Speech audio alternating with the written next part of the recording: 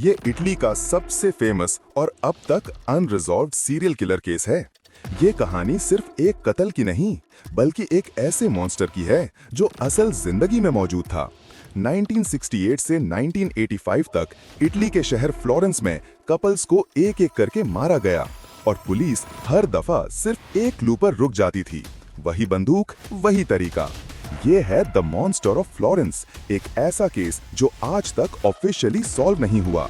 कुछ लोग कहते हैं कातिल एक नहीं था, कुछ कहते हैं सिस्टम ने असली कातिल को बचाया। लेकिन असल सवाल ये है, वो मॉन्स्टर अभी कहाँ है? ये कहानी रियल है। हर मर्डर, हर कैरेक्टर असल वाकयात पर मबनी है।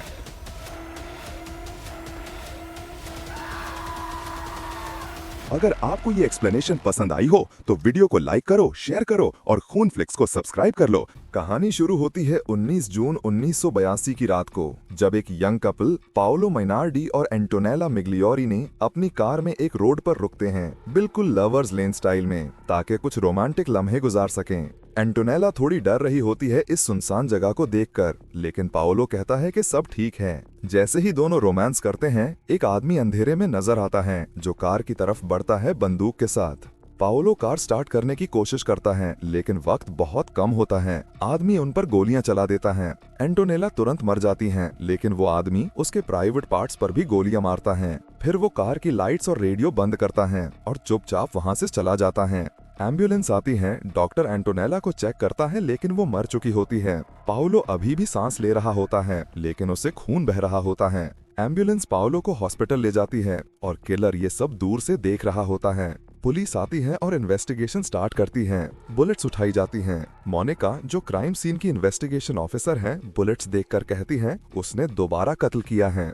मोनिका कहती है ये मर्डरर खास तौर पर औरतों को टारगेट करता है और इस दफा उसके पास वक्त नहीं था इनके पार्ट्स काटने का। एंटोनेला के माँ बाप आते हैं और माँ रोकर पूछती हैं, क्यों मारा मेरी बेटी को? मोनिका कहती है, काश मेरे पास इसका जवाब होता। इंस्पेक्टर विंसेंजो मोनिका को बताता है पाओलो भी मर गया है। मोनिका कहती है, हमारे पास एक भी सबूत नहीं है कातिल तक पहुंचने का, लेकिन हम उसे गलती करने पर मजबूर करेंगे। मीडिया वाले मोनिका से स्टेटमेंट मांगते हैं कि ये मर्डर था या एक्सीडेंट। मोनिका कहती है उस मॉन्स्टर ने आज फिर कत्ल किया है और इस दफा उसने एक गलती की है। पाओलो ने हमें गहरी डिटेल्स दी हैं। सीन शिफ्ट होता है। मोनिका ऑफिस आती हैं। वो पिछले सारे मर्डर्स की फाइल्स दोबारा देखती हैं। तभी जॉर्जियो कहता है, तुम अभी तक यहाँ क्या कर रही हो? मोनिका कहती है, पहला मर्डर सितंबर 1974 में हुआ था। उसने पहले लड़के को मारा था और फिर लड़की को 96 दफा छुरा मारा था। दूसरा मर्डर जून 1981 में हुआ और उसने लड़की के पार्ट्स काट लिए थे। और लास्ट नाइट 8वां मर्डर हुआ। मोनिका कहती है, हम 20 से 30 साल पुराने मर्डर्स दोबारा इन्वेस्टिगेट करेंगे ताकि हमें इन केसेस में कोई सिमिलर चीज मिल सके।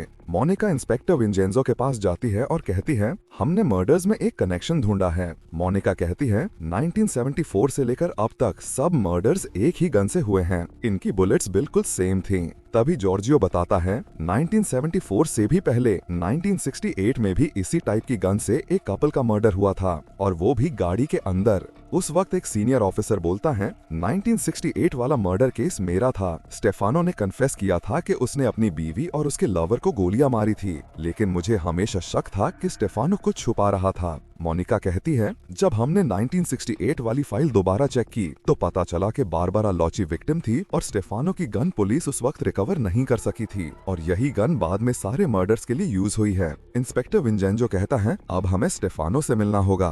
कहानी स्टेफानो पर आती है। एक आदमी स्टेफानो के पास आता है और कहता है, पुलिस वाले तुमसे तुम्हारी वाइफ के मर्डर के बारे में बात करना चाहते हैं। स्टेफानो पहले तो उनसे मिलने से इनकार कर देता है, लेकिन फिर कहता है, किसी और दिन बात करोगा। कहानी फ्लैशबैक में चली जाती है, जहां एक लड़की अपनी शादी की ड्रेस पहने हुए भाग रही होती है। स्टेफानो का बाप आता है और कहता है, वो तुम्हारी बीवी है, जाओ उसे ढूंढो। स्टेफानो कहता है, मैं उसके पीछे नहीं जाऊंगा। स्टेफानो का बाप कहता है, हमने उसे तुम्हारे साथ रहने के लिए भेजा है। उसे हमने भेड़, बकरियां और जमीन दी है ताकि वो तुम्हारे साथ रहे। लेकिन स्टेफानो कहता है, मैं यहीं रहूंगा। स्टेफानो का बाप और उसका भाई बारबरा को पकड़ लेते हैं और उसे वापस घर ले आते हैं और उसे स्टेफानो के कमरे में छोड़ देते हैं। कहानी 1 साल बाद शुरू होती है। 1960 में स्टेफानो और बारबरा अपने घर में रहते हैं। छत में एक होल होता है। स्टेफानो कहता है, हमें पैसे चाहिए और इसके लिए मैं एक रूम रेंट पर दे दूंगा। बारबरा कहती है, एक अजनबी हमारे घर में रहेगा। स्टेफानो कहता है, हम इस जगह से कोई किराएदार रख लेंगे क्योंकि हमें पैसे की जरूरत है। बारबरा चुप रहती है। नेक्स्ट डे दोनों एक आदमी से मिलने जाते हैं जिसका नाम साल्वातोरे होता है। साल्वातोरे कहता है, तुम्हारे घर में रूम रेंट के लिए अवेलेबल है? स्टेफानो कहता है, हाँ, और 3000 लीरे महीने का रेंट होगा। साल्वातोरे की नजर पूरा वक्त बारबरा पर ही टिकी रहती है और वो कहता है, ठीक है, मैं रूम लूंगा रेंट पर। कहानी 2 महीने बाद शुरू होती है। अब तीनों एक ही घर में रह रहे होते हैं। एक शाम साल्वातोरे बारबरा से वाइन मांगता है। जैसे ही स्टेफानो देने लगता है, साल्वातोरे उसे रोक देता है और दोबारा बारबरा को कहता है वो मुझे वाइन देगी। डिनर के बाद स्टेफानो और साल्वातोरे ड्राइंग रूम में सिगरेट पीने बैठते हैं। बारबरा कहती है, मैं सोने जा रही हूँ। जैसे ही स्टेफानो अपने रूम की तरफ बढ़ता है, साल्वातोरे उसे रोक देता है, म्यूजिक का वॉल्यूम तेज कर देता है और खुद बारबरा के पास उसके कमरे में चला जाता है। स्टेफानो ये सब देखता रहता है लेकिन कुछ नहीं करता। अंदर से बारबरा चीखती है, साल्वातोरे बाहर जाओ। वो स्टेफानो को भी बुलाती है लेकिन स्टेफानो उसकी आवाज को इग्नोर कर देता है। कहानी 4 महीने बाद शुरू होती है। दोनों डिनर कर रहे होते हैं। बारबरा कहती है, मैं 4 महीने से प्रेग्नेंट हूँ। स्टेफानो ये सुनकर सकते में आ जाता है। कहानी फिर प्रेजेंट टाइम में स्टेफानो पर आती है। वो ये सब पुरानी बातें याद कर रहा होता है। तभी इंस्पेक्टर विंजेंजो उससे मिलने आता है। स्टेफानो कहता है, मैं अपने जुर्म की सजा काट चुका हूँ। विंजेंजो कहता है, हम तुम्हें तंग नहीं करना चाहते लेकिन अब ये इम्पॉसिबल है क्योंकि ये सब मर्डर्स तुमसे लिंक्ड हैं। विंजेंजो उसके सामने सारे मर्डर फाइल्स रखता है और कहता है, ये सब एक ही गन से हुए हैं और हमें पता है ये मर्डर्स तुमने नहीं किए क्योंकि उस वक्त तुम जेल में थे। विंजेंजो पूछता है, वो गन कहाँ है? स्टेफानो कहता है, मैंने वो गन फेंक दी थी और मुझे इन सब मर्डर्स के बारे में कुछ नहीं पता। विंजेंजो फिर पूछता है, तुमने अपनी बीवी को क्यों मारा था? कहानी बारबरा पर आती है। स्टेफानो काम से घर आता है अपने एक दोस्त के साथ। स्टेफानो कहता है, ये साल्वातोरे का भाई है, इसने मुझे घर तक छोड़ा है और बस वॉशरूम यूज करके चला जाएगा। तभी वो आदमी बारबरा से कहता है, मैं अपने भाई जैसा बिल्कुल नहीं हूँ, मेरा नाम फ्रांचेस्को है। स्टेफानो उसे अपने बेटे नतालिनो से भी मिलवाता है। फ्रांचेस्को वॉशरूम से निकलता है। बारबरा उसे एक नजर देखती है और वो चला जाता है। स्टेफानो गुस्से में कहता है, तुम उसे ऐसे क्यों देख रही थी? लेकिन बारबरा कहती है, मैं नहीं देख रही थी। स्टोरी फिर प्रेजेंट टाइम में आती है। स्टेफानो बताता है, मेरी बीवी और फ्रांचेस्को का अफेयर उसी दिन से चल रहा था जब मैं उसे घर लाया था और मैं कुछ नहीं कर सकता था। विंजेंजो पूछता है, तुम अपनी बीवी से नफरत करते थे? स्टेफानो कहता है, नहीं। तभी दूसरा ऑफिसर कहता है, उस वक्त तो तुम्हें नफरत नहीं थी लेकिन बाद में जब बारबरा का अफेयर एंटोनियो के साथ हुआ तब तुम्हें नफरत हुई ना, और तुमने दोनों को गोलियां मार दी अपने बेटे के सामने। स्टेफानो कहता है, नहीं, मैं तब भी उससे नफरत नहीं करता था। विंजेंजो पूछता है, आखिर हुआ क्या था उस वक्त? स्टेफानो कहता है, बारबरा बदल गई थी। फ्रांचेस्को के बाद वो एक बिल्कुल अलग इंसान बन गई थी। स्टोरी फिर फ्लैशबैक में चली जाती है। 1968 में स्टेफानो की फैमिली आती है, उसका बाप, भाई और माँ। वो लोग कहते हैं, हम भूख से मर रहे हैं और तुम्हारी बीवी मूवीज देख रही है, उसने हमारा नाम खराब कर दिया है, वो दूसरे मर्दों के साथ घूमती है, अब ये सब बंद करना होगा। नेक्स्ट डे स्टेफानो घर पर होता है। बारबरा कहती है, तुम काम पर नहीं जा रहे? स्टेफानो कहता है, मेरी तबीयत ठीक नहीं है। तभी डोरबेल बजती है। सामने एंटोनियो होता है। वो पूछता है, तुम्हारी बीवी तैयार है? बारबरा तैयार हो रही होती है। तभी नतालिनो कहता है, मैं माँ के साथ जाऊंगा। बारबरा उसे अपने साथ ले जाती है। स्टोरी फिर प्रेजेंट टाइम में वापस आती है। स्टेफानो टेंशन में आ जाता है और वहाँ से चला जाता है। कहानी बारबरा से शुरू होती है। वो अपने बेटे नतालिनो के साथ मूवी देख रही होती है लेकिन उनके पीछे कोई उन्हें छुपके से देख रहा होता है। मूवी देखकर बारबरा और एंटोनियो वापस जा रहे होते हैं। एंटोनियो रोमांस के लिए कार साइड पर रोकता है। रोमांस के दौरान एक आदमी अचानक सामने आता है और दोनों पर गोलियां चलाकर उनका कत्ल कर देता है। नतालिनो सोकर उठता है और डर जाता है। वो मदद के लिए कार का हॉर्न बजाना शुरू कर देता है लेकिन रोड बिल्कुल सुनसान होती है, कोई नहीं आता। नतालिनो वहाँ से निकलता है और अंधेरों में चलते हुए एक दूर के घर तक पहुँचता है। वहाँ जाकर वो कहता है, मेरी माँ को किसी ने मार दिया है। पुलिस आती है और नतालिनो को अपने साथ ले जाती है। एक ऑफिसर पूछता है, तुम्हें ये घर इतनी दूर से अंधेरे में कैसे मिला? नतालिनो कहता है, मुझे दूर से एक छोटी सी लाइट नजर आई थी, मैं उसके पीछे गया था। ऑफिसर कहता है, तुमने शूज भी नहीं पहने और तुम्हारा मौजा भी फाटा नहीं, तो इतनी दूर कैसे चल लिए? नतालिनो कहता है, मैं ब्रेव बनना चाहता था, इसलिए चला गया। पुलिस को उसकी बातों पर यकीन नहीं होता। फिर स्टेफानो पुलिस स्टेशन आता है। वहाँ उसे फ्रांचेस्को नजर आता है जो अपने फिंगरप्रिंट्स दे रहा होता है। ऑफिसर पूछता है, तुम कल रात कहाँ थे? स्टेफानो कहता है, मैं घर पर था, अपनी बीवी और बच्चे का इंतजार कर रहा था। वो लोग सिनेमा गए थे। ऑफिसर कहता है, वो किसी और के साथ मूवी देखने गए थे, तुम्हें फर्क नहीं पड़ता इस बात से? स्टेफानो चुप रहता है। ऑफिसर कहता है, स्टेफानो का पैराफिन वैक्स टेस्ट लो, ये टेस्ट फिंगरप्रिंट मैच करता है। टेस्ट के बाद स्टेफानो को जाने दिया जाता है। जाते वक्त उसकी नजर फ्रांचेस्को पर पड़ती है और उसके जहन में एक तस्वीर चमकती है, बारबरा और फ्रांचेस्को एक बेड पर बिना पपड़ों के एक साथ। ऑफिसर पूछता है, क्या हुआ? स्टेफानो कहता है, कुछ नहीं। स्टेफानो घर आता है। वहाँ उसकी फैमिली के लोग कहते हैं, तुम ये इल्जाम अपने ऊपर ले लो ताकि हम सब सेफ रहें। नेक्स्ट डे स्टेफानो पुलिस के पास जाता है। बड़ी मुश्किल से वो कहता है, ये क्राइम मैंने किया है। पुलिस उसे क्राइम सीन पर ले जाती है और कहती है, तुम वैसे ही सब कुछ करके दिखाओ जैसे तुमने दोनों को मारा था। स्टेफानो सब कुछ करके दिखाता है, लेकिन पुलिस को उसकी बातें झूठी लगती हैं, क्योंकि जिस तरह क्राइम हुआ था स्टेफानो उसका बिल्कुल उल्टा दिखाता है। पुलिस पूछती है, वो गन कहाँ है? स्टेफानो कहता है, मैंने वो गन वहाँ फेंक दी थी। पुलिस उस जगह गन ढूंढती है लेकिन कुछ नहीं मिलता। फिर स्टेफानो को जेल भेज दिया जाता है। पुलिस नतालिनो से पूछती है, उस रोड पर बिना शूज के चलना बहुत मुश्किल है, हमें सच बताओ, तुम्हें किसने मिस्टर फेलिस के घर छोड़ा था? कहानी फिर क्राइम वाली रात पर जाती है। नतालिनो कार का हॉर्न बजा रहा होता है, तभी स्टेफानो वहाँ आता है और उसके साथ कोई और भी होता है। सीन जेल में शिफ्ट होता है। स्टेफानो के पास इन्वेस्टिगेशन ऑफिसर आता है और कहता है, तुम्हारे बेटे ने बताया है कि उस रात तुमने उसे मिस्टर फेलिस के घर छोड़ा था। ये सब तुमने उसे कहने को कहा था। हम जानते हैं उस रात कोई और भी तुम्हारे साथ था, बताओ वो कौन था? स्टेफानो चुप रहता है, कुछ नहीं बोलता। स्टोरी फिर प्रेजेंट टाइम में आती है। स्टेफानो कहता है, मुझे अपने बेटे से मिलना है। विंसेंजो उसे नतालिनो से मिलवाता है। विंसेंजो कहता है, तुम्हारा बेटा सेफ है, हम उसे तुम्हारे पास लाए हैं, अब हमें पूरी कहानी बताओ। स्टेफानो कहता है, उस रात फ्रांचेस्को ने दोनों का मर्डर किया था और वो मेरे बेटे को भी मारने वाला था, इसलिए मैंने वो इल्जाम अपने ऊपर ले लिया, सिर्फ अपने बेटे को बचाने के लिए। उसने अपने फिंगरप्रिंट्स भी फेंक दिए थे ताकि वो मैच ना करें, और मिस्टर फेलिस के घर नतालिनो को फ्रांचेस्को ही छोड़कर गया था। मैं 13 साल तक जेल में खामोश रहा, सिर्फ उसी वजह से। स्टेफानो कहता है, फ्रांचेस्को जेलस था बारबरा और एंटोनियो के अफेयर से, क्योंकि बारबरा ने उसे एंटोनियो के लिए छोड़ दिया था और कोर्ट ने उस वक्त स्टेफानो को 13 साल की सजा सुना दी थी। स्टोरी फिर 1982 में वापस आती है, वही साल जहां से सब कुछ शुरू हुआ था। दूर से एक किलर सब कुछ देख रहा होता है। वो धीरे से घर के अंदर आता है और तब खुलासा होता है, ये किलर और कोई नहीं फ्रांचेस्को है। फ्रांचेस्को रेडियो ऑन करता है जहां न्यूज़ चल रही होती है। पुलिस को किलर के बारे में कुछ नई डिटेल्स मिली हैं जिनसे कातिल को कभी भी पकड़ा जा सकता है। फ्रांचेस्को का चेहरा थोड़ा सा खौफ और घबराहट से भर जाता है और एपिसोड 1 यहीं पर एंड होता है। एपिसोड 2 उस रात से स्टार्ट होता है जब फ्रांचेस्को अपने घर से भाग रहा होता है।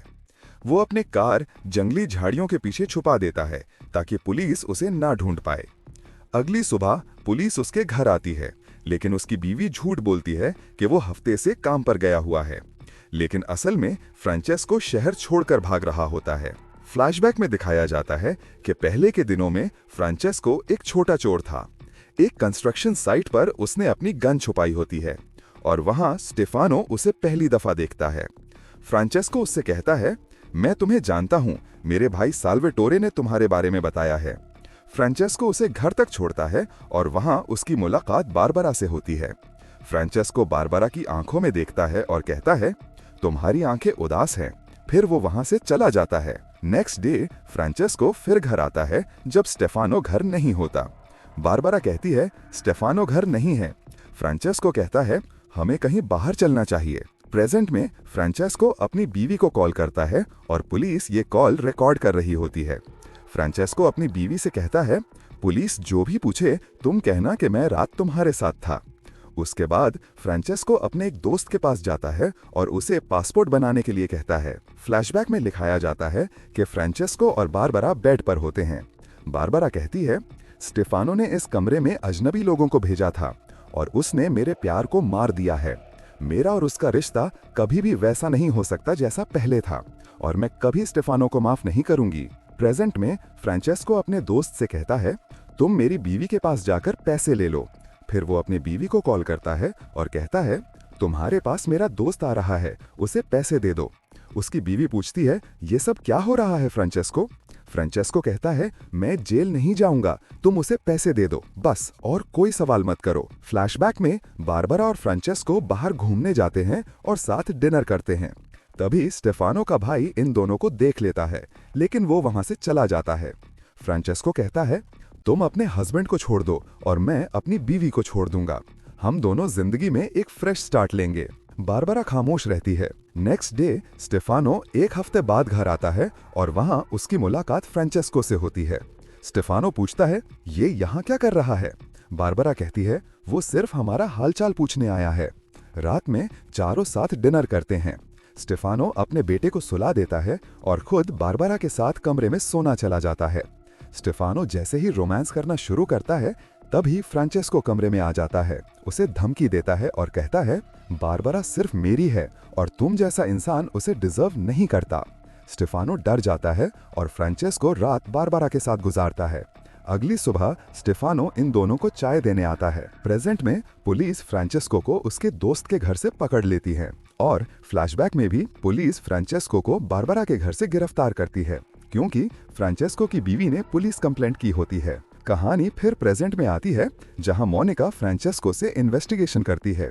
मोनिका पूछती है, तुम पुलिस से क्यों भाग रहे थे?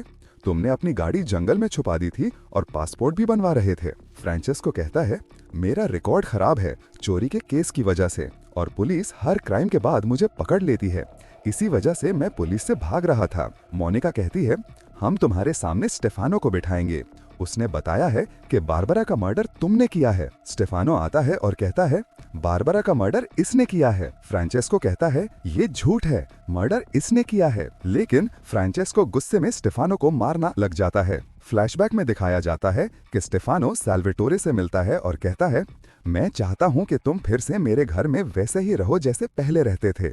दोनों घर आते हैं। बारबरा साल्वेटोरे को देखकर डर जाती है और कमरा लॉक कर लेती है। कहानी 6 महीने बाद से शुरू होती है। फ्रांचेस्को जेल से बाहर आता है। वहां उसे साल्वेटोरे मिलता है और कहता है, तुम्हें बारबरा ने हमारी रातों के बारे में नहीं बताया। हम 6 महीने से रोमांस कर रहे थे जब तुम जेल में था। साल्वेटोरे ये कहकर वहां से चला जाता है।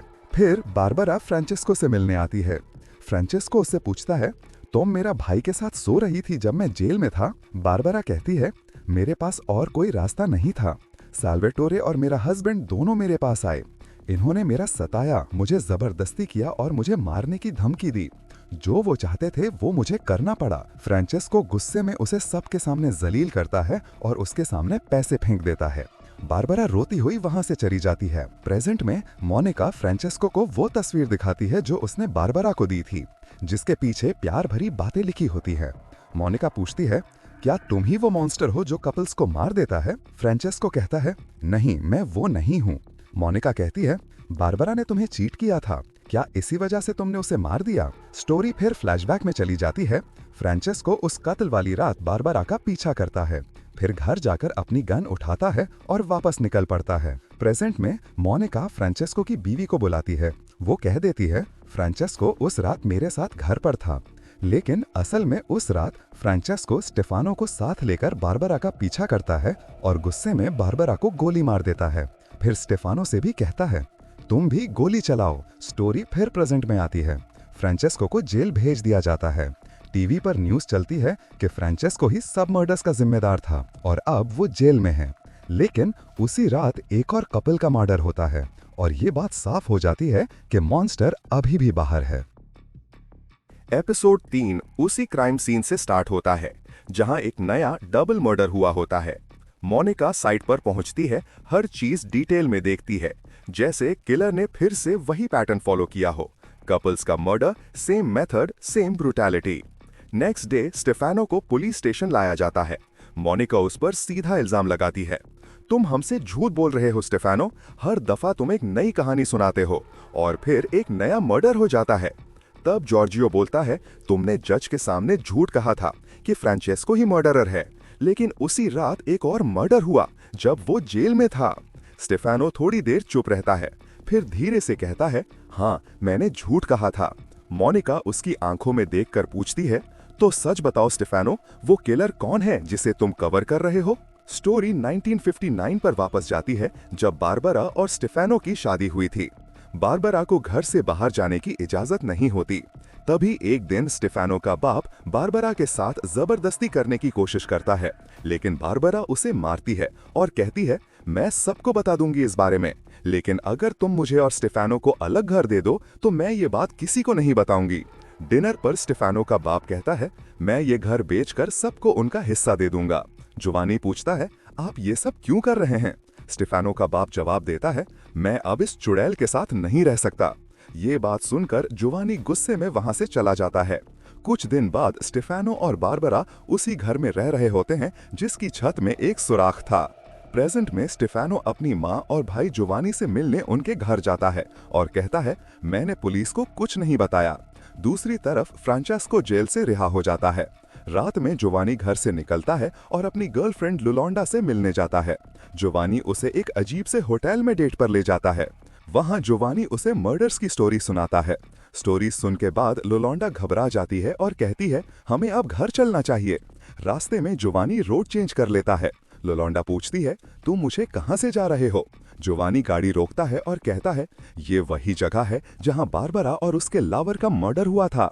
फिर जोवानी उसे मर्डर का पूरा तरीका बताता है। लुलोंडा बहुत डर जाती है और कहती है, प्लीज मुझे घर छोड़ दो। दोनों वहां से निकलते हैं, लेकिन थोड़ी दूर जाकर जोवानी एक नई जगह पर गाड़ी रोकता है। जैसे ही जोवानी रोमांस करना शुरू करता है, लुलोंडा उसे रोकती है। जोवानी गाड़ी की डिक्की से कुछ सामान निकालता है और थोड़ी देर के लिए चला जाता है।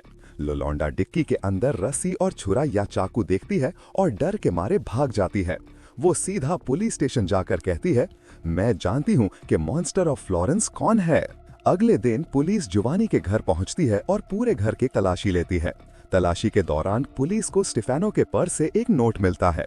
पुलिस जोवानी को इन्वेस्टिगेशन के लिए ले जाती है और कहती है, लुलोंडा ने कंप्लेंट की है कि तुम ही मॉन्स्टर ऑफ फ्लोरेंस हो। पुलिस को जोवानी के घर से चाकू और एक लाइट मिलती है, वही लाइट जो कत्ल वाली रात यूज हुई थी। जोवानी कहता है, ये मेरे काम की चीजें हैं, ये तो कोई भी रख सकता है, और वैसे भी मैं मर्डर वाली रात सिटी में नहीं था। फ्लैशबैक में दिखाया जाता है, जोवानी बारबरा और फ्रांचेस्को को होटल में देखता है। वो घर लौटकर स्टेफानो से कहता है, तुम्हें बारबरा को मार देना चाहिए, उसने हमारी इज्जत मिट्टी में मिला दी है। पुलिस उसके बाद नाटालिनो के पास ऑर्फनेज में जाती है और उसे पूछती है, हमें सच बताओ, उस रात कौन था वहां? नाटालिनो कहता है, उस रात मेरे फादर के साथ अंकल पिएरो और अंकल जोवानी भी थे।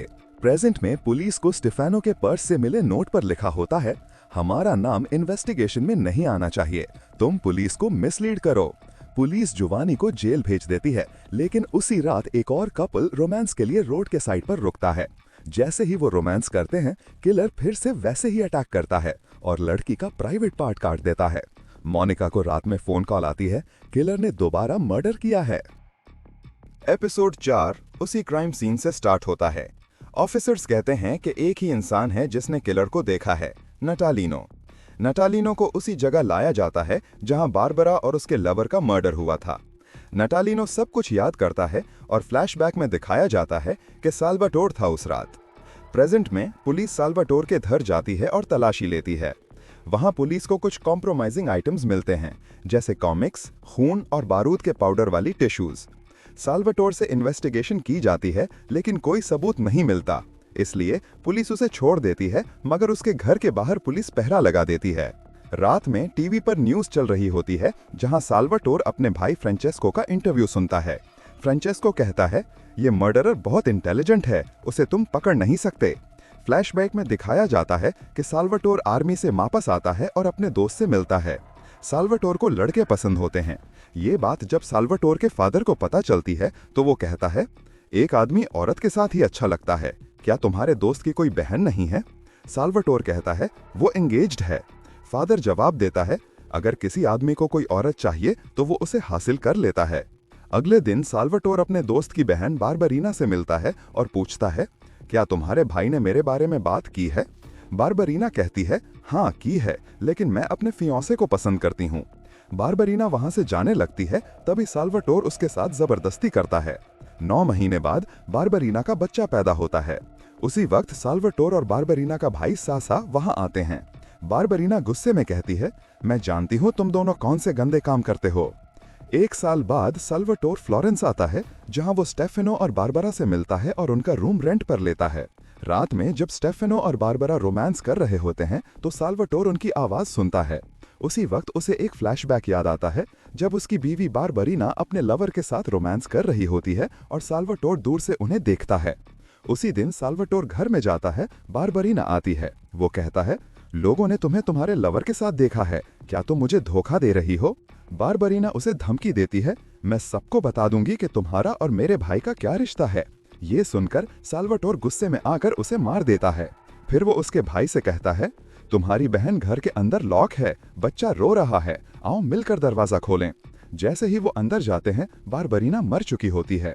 लोगों को बताया जाता है कि बारबरीना ने सुसाइड कर लिया है। कहानी वापस स्टेफेनो पर आती है। साल्वाटोर उनके रूम के बाहर खड़ा होता है और अंदर से आवाजें सुनता है। वो हल्के से दरवाजा खोलता है और स्टेफेनो और बारबरा को रोमांस करते हुए देखता है। लेकिन अजीब बात यह होती है कि स्टेफेनो उसे देखकर कुछ नहीं कहता। अगले दिन साल्वाटोर स्टेफेनो से माफी मांगता है और कहता है, मैं कल रात तुम दोनों को रोमांस करते हुए देख रहा था। स्टेफेनो मुस्कुराता है और कहता है, मुझे बचपन से सिखाया गया है कि मेहमानों का ख्याल रखना चाहिए। फिर एक शॉकिंग ट्विस्ट आता है। स्टेफेनो और साल्वाटोर आपस में रोमांस करना शुरू कर देते हैं। इसी वक्त बारबरा घर आती है और इन दोनों को एक साथ देख लेती है। कहानी वापस उस सीन पर आती है जब पहली बार साल्वाटोर बारबरा के रूम में गया था। साल्वाटोर उसे कहता है, अगर मुझे पता चला कि तुमने स्टेफेनो को धोखा दिया है तो याद रखना, मैं तुम्हें ऐसा दर्द दूंगा जो तुम जिंदगी भर नहीं भूलोगी। ये कहकर साल्वाटोर रूम से बाहर चला जाता है। अगली रात स्टेफेनो फिर से रूम में सोने जाता है।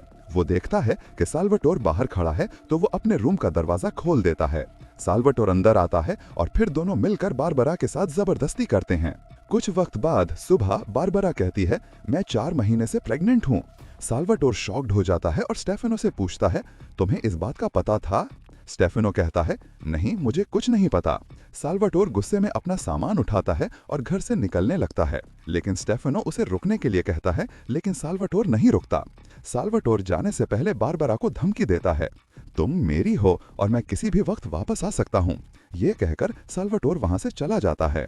स्टोरी प्रेजेंट में आती है। साल्वाटोर की एक्स वाइफ मासा को पुलिस बुलवाती है। वो बताती है कि साल्वाटोर ने अपनी पहली वाइफ को खुद मारा था और इन्वेस्टिगेशन से बचने के लिए उसकी मौत को सुसाइड दिखाया था।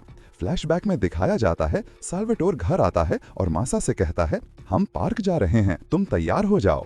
मासा मना करती है, लेकिन साल्वाटोर जबरदस्ती उसे अपने साथ ले जाता है। पार्क में साल्वाटोर मासा को एक और मर्द के साथ भेज देता है और दूर से दोनों का रोमांस देखकर मजे लेता है। उसी रात मासा घर वापस आती है और अपने बच्चों को लेकर शहर छोड़ देती है। जब साल्वाटोर घर वापस आता है और घर खाली देखता है तो उसका दिमाग खराब हो जाता है। फिर वो रोड पर एक कपल की कार देखता है और उनका मर्डर कर देता है। साल्वाटोर उस लड़की को 96 दफा छुरा मारता है और यही मॉन्स्टर ऑफ फ्लोरेंस के टेरर की शुरुआत होती है। इन्वेस्टिगेशन आगे बढ़ती है। ऑफिसर्स मासा से पूछते हैं, हमें एक क्लैरिफिकेशन चाहिए।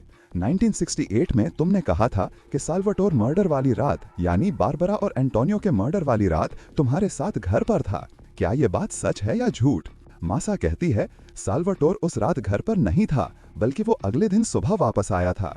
वो बारबरा को पार्क ले जाना चाहता था, लेकिन बारबरा ने मना कर दिया और उसने धमकी दी कि मैं ये बात फ्रेंचेस्को को बता दूंगी। कुछ अरसे बाद जब बारबरा और एंटोनियो का अफेयर शुरू हुआ तो मर्डर वाली रात साल्वाटोर और स्टेफेनो ने बारबरा का पीछा किया और फिर स्टेफेनो ने उसे गोली मार दी। प्रेजेंट में इन्वेस्टिगेशन के लिए फिर से साल्वाटोर को बुलाया जाता है। तब ये बात सामने आती है कि बारबरा के मर्डर वाली रात उसके बेटे नातालिनो को जिस घर के बाहर छोड़ा गया था, उस घर के साथ वाली जगह असल में साल्वाटोर की थी। बाद में मालूम होता है कि साल्वाटोर ने वो जगह सेल कर दी थी। साल्वाटोर इस बात को सिर्फ इत्तेफाक बताता है और कहता है, मुझे लॉयर चाहिए, लेकिन ऑफिसर्स कहते हैं तुम अभी जा सकते हो। रात में जब साल्वाटोर घर से बाहर देखता है तो उसे पुलिस वाले उसके घर के बाहर पहरा देते हुए नजर आते हैं।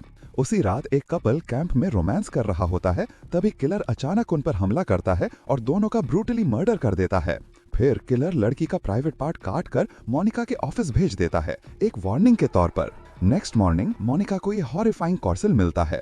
वो तुरंत फॉरेंसिक्स टीम को बुलाती है और पुलिस मोनिका के घर के बाहर सिक्योरिटी लगा देती है, क्योंकि सबको शक होता है कि किलर दोबारा अटैक करेगा और इस दफा टारगेट मोनिका हो सकती है। अगले दिन साल्वाटोर को गिरफ्तार कर लिया जाता है। कोर्ट में 3 साल तक केस चलता रहता है। फाइनली स्टेफेनो को विटनेस के तौर पर बुलाया जाता है। जज पूछता है, बारबरा का मर्डर किसने किया था? स्टेफेनो धीरे से कहता है, मुझे याद नहीं, उस बात को बहुत साल हो गए। कोर्ट के पास कोई सॉलिड एविडेंस नहीं होता, इसलिए साल्वाटोर को छोड़ दिया जाता है। कुछ अरसे बाद साल्वाटोर फ्लोरेंस सिटी छोड़ देता है और सबसे बड़ी कोइंसिडेंस ये होती है कि उसके जाने के बाद मर्डर्स होना बंद हो जाते हैं। लेकिन monster of Florence case file आज तक ओपन है और असली किलर कभी ऑफिशियली नहीं मिला।